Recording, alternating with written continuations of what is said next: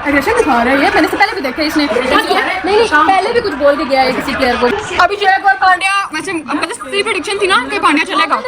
हाँ आगे दिखा रहा था, हमेशा चला मैंने कि चलेगा पढ़ने। A few moments later. ये कौन है यार? पूरा टाइम तुम लोग परफॉर्म कर करके पूरा टाइम, और एंड में जब मैं नहीं बट भाई सामने रो रही है। हमने पहली बार इनको हारते हुए देखा इसलिए रो रही है। तुम पहली बार देख रही हो कि ये हार रहे हैं और ये सारे चोक करके कोलैप्स करके पहली बार तुमने देखा इनको।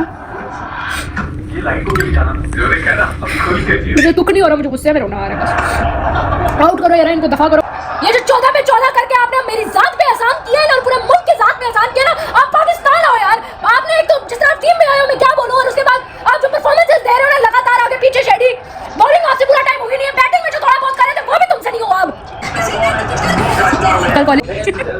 इसी तरह से बाबर आजम एक हॉरेंडसली बैड शॉट खेल गया वो। ये टिपिकल बाबर आजम वाली पिच थी जहां पे नॉर्मल बैटिंग करते हैं टेक्निक के साथ और इनिंग्स को डीप लेके जाते हैं। वो बीच में ऐसी खाम में हिट मार रहे हैं, और अगर हिट मार भी जाते तो क्या मिलना था, चौका या छक्का, उससे पाकिस्तान ने मैच तो जीतना नहीं था। आपको इनिंग्स लंबी लेके जानी। ये एक तरह से ज़हनी एतबार से बहुत बड़े हर्डल्स मुझे कई दफा लगते हैं। ये इशू है पाकिस्तान के बल्लेबाजों के साथ या टीम के साथ, जो कि ठीक नहीं हो रहा। तो हर शॉट में क्रिटिसाइज कर सकता हूं, मगर अभी एक मैच और है, सो पाकिस्तान को अब वो मैच जीतना बड़ा जरूरी है, क्योंकि इतने बड़े मार्जिन से हारे हैं कि नेट रन रेट इनका बहुत इंपैक्ट हुआ है। सो जो अगला मैच है वो जीतना है और उसके लिए तैयारी करनी है। बट ये एक बहुत बड़ा डिजास्टर था। देखें, अफसोस होता है क्योंकि हर कोई चाहता है पाकिस्तान जो है वो जीते नहीं तो फाइट करे। देखना, फाइट जब नजर नहीं आती है तो एज अ क्रिकेटर मैं आपको बता सकता हूं कि तकलीफ होती है, क्योंकि हमें किताब में एक ही चीज बताई गई है कि आप हर दफा नहीं जीत सकते मैच, मगर आप फाइट हर दफा कर सकते हैं और इंप्रूवमेंट अपनी गेम में ला सकते हैं। जब पता है कि इंप्रूवमेंट भी नहीं आ रही है और पहले से तय है कि पाकिस्तान जो है वो खड़े होने वाला नहीं है, ना बैट के साथ ना बॉल के साथ,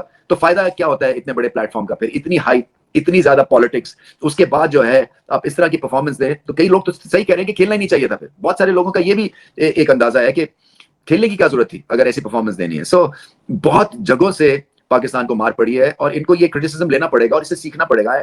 पता नहीं किस तरह से सीखेंगे, बिकॉज जैसे मैंने कहा कि पिछले 3 सालों से यही बॉलिंग अटैक है और यही बैटिंग के साथ डिजास्टर है, और यही बैटिंग ऑलमोस्ट है मासवा 1-2 चेंजेस के। जिस तरह हमारे ओपनर आउट हुए हैं या जिस तरह बाबर आउट हुआ है, आई मीन मैं वो बाबर से ये एक्सपेक्ट नहीं कर रहा था कि बिल्कुल क्रॉस सामने की बॉल को क्रॉस मारने चला जाएगा। आई मीन ये वो सारे सीनियर प्लेयर हैं जिन्हें परफॉर्म मेरे ख्याल में जिम्मेदारी बनती है उनके करें। आप हारते हो सवेरा, आप हार जाते हो, लेकिन इस तरह तो कोई नहीं हारता ना, वन साइडेड तो नहीं हारता ना कोई। मेरा पाकिस्तान की टीम है, मेरा मतलब है कि यार आप फाइट करो। अब हमने भी क्रिकेट खेली हुई, हम भी बहुत दफा हारे, लेकिन इस तरह मुझे तो नहीं याद आ रहा कि कभी हम इस तरीके से क्रिकेट खेले हो या इस तरह हारे हैं, लेकिन इस तरह नहीं हारे, फाइट की है हमने। तो बैट्समैन की इतनी बैटिंग विकेट और क्या चाहिए उनको? आप सारे मेरा मतलब है कि आप जो अगर वो अच्छी बॉलिंग कर रहे हैं तो आप उनके साथ बदतमीजी वाली क्रिकेट ना खेलो ना। आप एटलीस्ट क्रिकेटिंग शॉट्स तो खेल सकते हो ना सर्कल में अगर बॉलिंग अच्छी हो रही है। लेकिन आज बैटिंग ने तो मैं तो हैरान था कि हमारे बैट्समैन कर क्या रहे हैं, करना क्या चाह रहे हैं।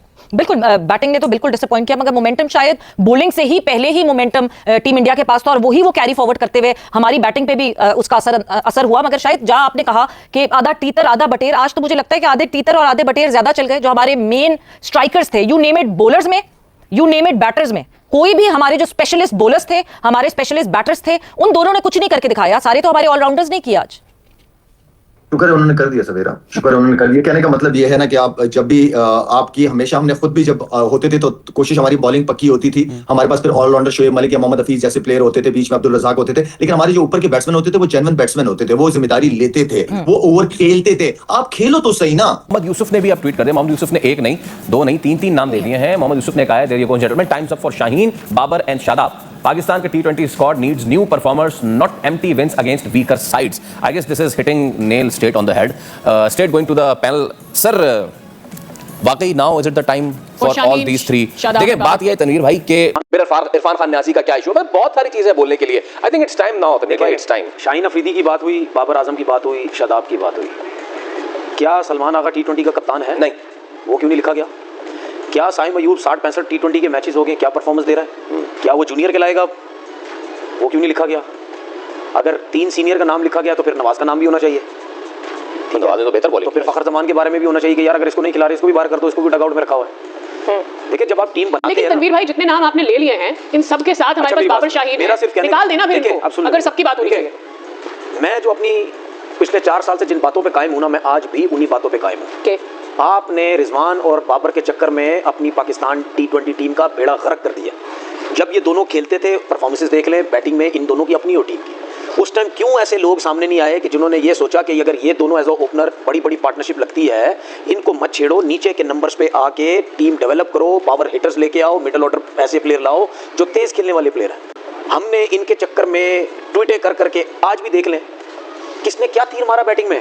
मजाक उड़ा रहे होंगे बाबर आजम का, मीम्स फॉरवर्ड हो रही होंगी बाबर आजम की, ठीक है। सलमान आगा पे कोई हमारा क्रिकेटर बात नहीं करेगा, दुकानें चमकी हुई है बाबर आजम पे, उससे व्यूज लेंगे, उससे चैनल्स पे बात होंगे, चाहे एनालिस्ट बैठे हुए हैं, चाहे क्रिकेटर्स बैठे हुए हैं, चाहे होस्ट बैठा हुआ है, चाहे कोई भी बैठा हुआ है, सब एक है।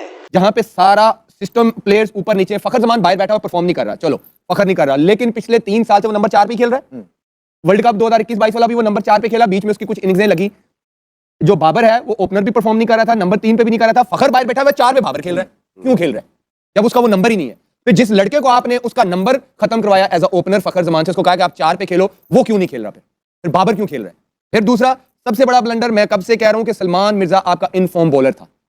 पहले मैच से क्या, वो जितनी सीरीज में जितना उसको मौका मिला है, शहीन शाह इस वर्ल्ड कप में नहीं, बहुत से पहले से वो इंपैक्टफुल परफॉर्मेंसेस नहीं दे रहे। आप उसके सारे, नो डिसरिस्पेक्ट, वो बहुत अच्छा बॉलर है, उसमें पोटेंशियल नजर आता है, लेकिन end of the day performance matter करती है, राइट? उसके सारे आईसीसी के इवेंट्स निकाल दें सिवाय 2021 वाले के जो उसने इंपैक्ट डाला था, उसके अलावा कोई भी आईसीसी इवेंट्स में शहीन शाह की परफॉर्मेंस, इंपैक्टफुल परफॉर्मेंस निकाल के मुझे दिखा दे, मैं मान जाऊंगा आप ठीक करवा रहे हैं उसको। तो जब आपका सारा प्लेयर का सिस्टम ऊपर नीचे है ना, तो आपका राइट कॉम्बिनेशन नहीं बनता। तो जब राइट कॉम्बिनेशन नहीं बनेगा, आपकी टीम कभी परफॉर्म नहीं कर सकती। फिर मैं आता हूं फहीम पे। फहीम फील्डिंग ऑलराउंडर बनाया हुआ आपने, ना आप उससे बॉलिंग करवाते, ना आप उससे बैटिंग करवाते, राइट? तो बेस्ट फील्डर भाई, उसका कंधा ही खराब है, उसको आप कहां से बेस्ट फील्डर, आप उसकी परफॉर्मेंस बता दें। उसके बाद आप बाबर आजम की कितने अरसे से और कहां उनको चांस दिए गए। इस दफा तो हमें भी तरस आने लग गया कि यार हमें बुरा लग रहा है कि यार हम बार बार बैठ के उसी की बातें करी जा रहा हूं। आप ही कोई शर्म खा लें यार, कि उसको थोड़ी सी स्पेस दे दें यार, उसके लिए कोई प्रोग्राम बना दें, शाहीन के लिए, इन 3-4 प्लेयरों के लिए कोई प्रोग्राम बना दें, एक डोमेस्टिक का फेरा लगाएं, यंग है, जवान है सारे। बाबर आजम किस मर्ज की दवा है जब आप उनको नंबर 1 बैटर कहते हैं? मुझे तो समझ नहीं आता कि वो मुश्किल में कब रन करेंगे।